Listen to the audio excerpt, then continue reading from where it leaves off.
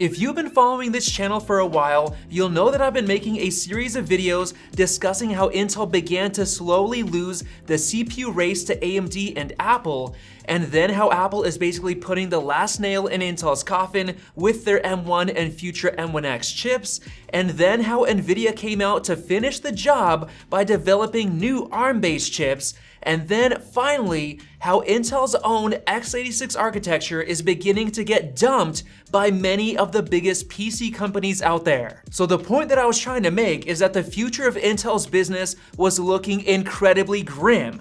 And just by looking at Intel's stock price over the past 5 years compared to their biggest competitor AMD, it's pretty clear that things are not going so well. But recently, it seems like Intel is finally starting to change their ways, and from the looks of it, I think they're actually gonna come back stronger than ever. But before I get into all of that, I wanna first run you guys through the story of how Intel got to this currently depressing point. Way back in the day when I was a young teen playing games like Counter-Strike Source on my custom-built PC, Intel's quad-core processors were by far the best for getting reliable FPS for gaming. But because we were on a budget, we went with AMD's Phenom 2 Black Edition, which was still pretty decent. And then in 2017, this happened. Take a look at our Ryzen product. This is one of the first off of the manufacturing line with an incredible amount of horsepower under the hood. And at that point, it was clear that Intel was in trouble because AMD's new Ryzen chips offered impressive performance at a lower price, and it became even more obvious when Intel had to cut their prices in order to compete with AMD. But the biggest issue was that Intel's groundbreaking 10nm process kept getting delayed from the initial release date of 2015 to 2016, and then to 2017. And then to 2019, when we finally started seeing a couple of 10nm Intel chips going into laptops. And to make matters worse, Intel was also getting hit by the Spectre and Meltdown security flaws. So Intel ended up having to stick to their 14nm process for years on end, while AMD was pumping out efficient chips with multiple cores, basically forcing Intel to increase their core count up to 6 and then 8 cores while still on the 14nm node. And because of that, the Intel chips were the sole reason for all of the drama surrounding Apple's 15-inch MacBook Pro overheating, since Apple decided to make their laptop designs thinner because Intel led them to believe that their 10nm chips would be shipping in 2015. But nope, even the chips on the current 16-inch MacBook Pro are still on Intel's 14nm process. So if you're wondering why Apple chose to ditch Intel and switch to their own Apple Silicon chips, it should be pretty obvious by now.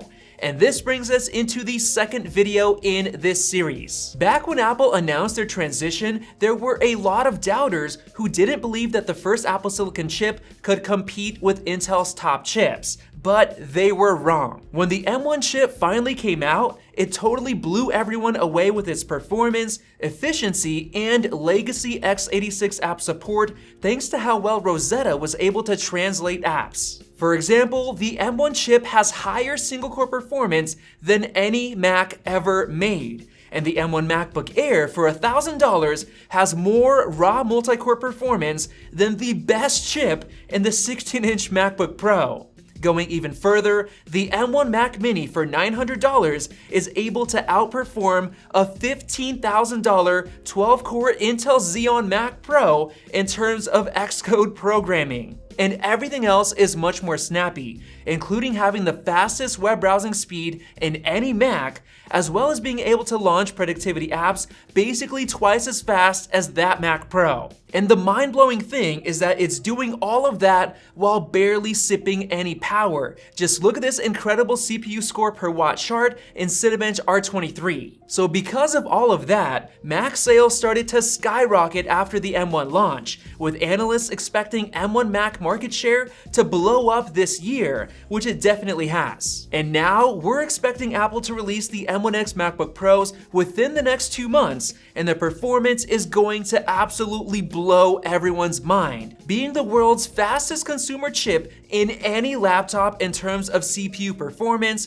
as well as an integrated 32-core graphics chip that rivals dedicated desktop GPUs. Oh, and by the way, we just launched our brand new M1X t-shirt design, which you can check out in the merch shelf right underneath this video if you want to help support this channel. Now, to make matters even worse, Nvidia launched a massive attack on Intel during their GTC keynote in April, which brings us into the third video in this series, how Nvidia came in to finish the job. Nvidia basically revealed their future roadmap for their server business, which was packed with a bunch of new technology which is focused on ARM-based chips, helping improve performance and greatly improving efficiency compared to Intel's x86 architecture. And if you know anything about huge servers, you'll know that they require a ton of power and cooling infrastructure. So it's clear that ARM-based chips are the future of the server marketplace. Even Tesla recently showed off their groundbreaking Exapod supercomputer,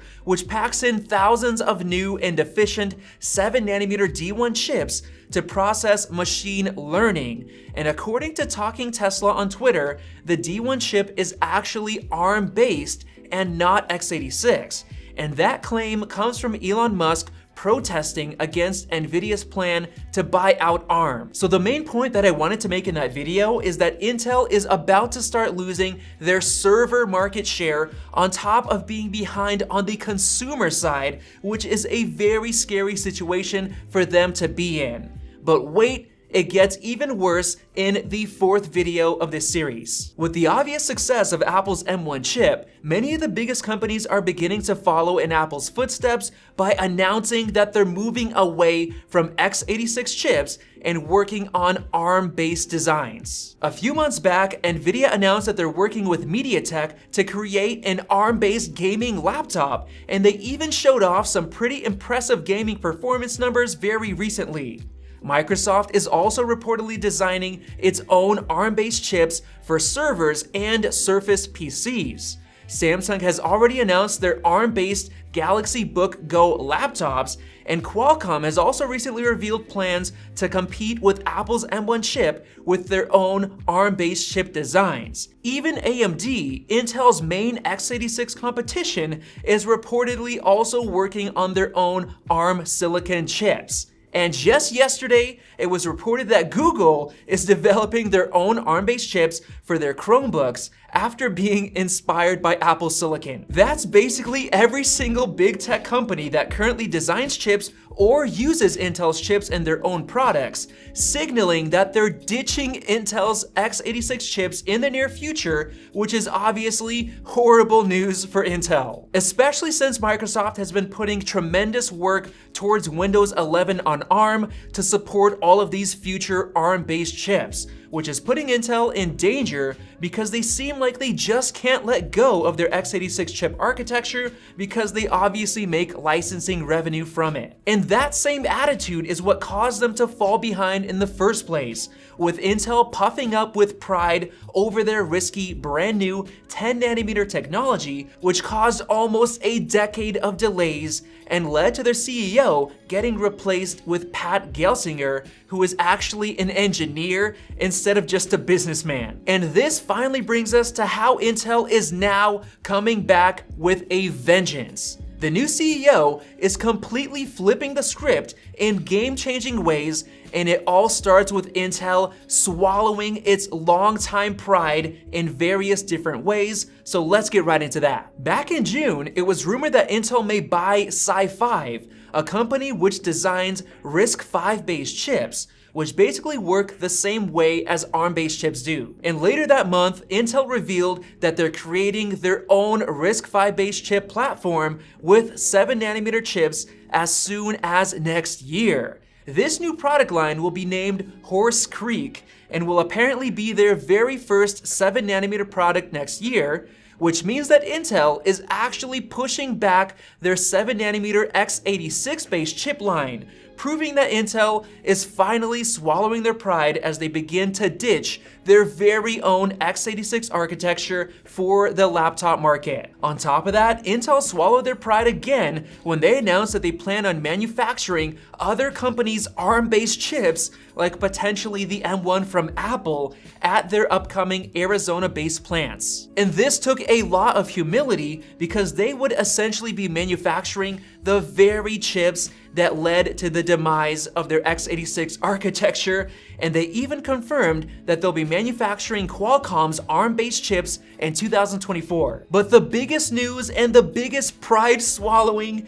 began last November when it was reported that Intel could actually outsource their chip manufacturing to TSMC, their main chip-making rival. And this is absolutely huge because Intel is admitting that they are so far behind that it's actually worth paying much more to get the best chip-making technology in the business instead of using their own chip-making plants. And back in June, it was basically confirmed that Intel would join Apple as the first companies to get TSMC's future 3nm chips. And trust me, this wasn't cheap. And earlier this month, it was revealed that Intel will be using TSMC's 3nm chips to create 4 products, including 3 server chips and a GPU. And finally, it was reported that Intel locked down all of the remaining 3nm production capacity, basically boxing out AMD and Apple. This is an absolutely huge deal because Apple has been TSMC's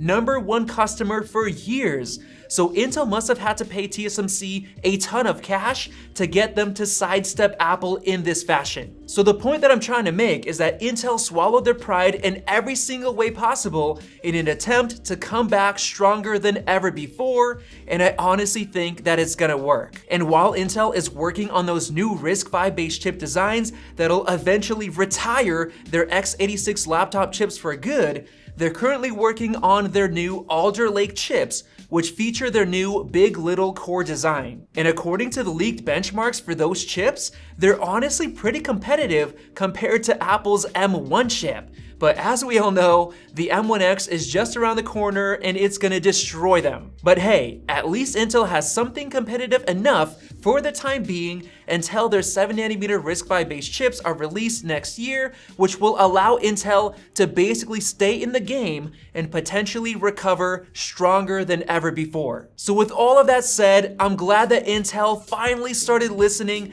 and swallowed all of their pride to make by far the most drastic changes in decades in order to stay in the fight. So we'll just have to see how their future chips compare to Apple's M1X and M2. If you learned something new from this video, go ahead and click the circle above to subscribe for more videos like this one, and definitely check out one of those 2 videos right over there. Thanks for watching, and we'll see you in the next one.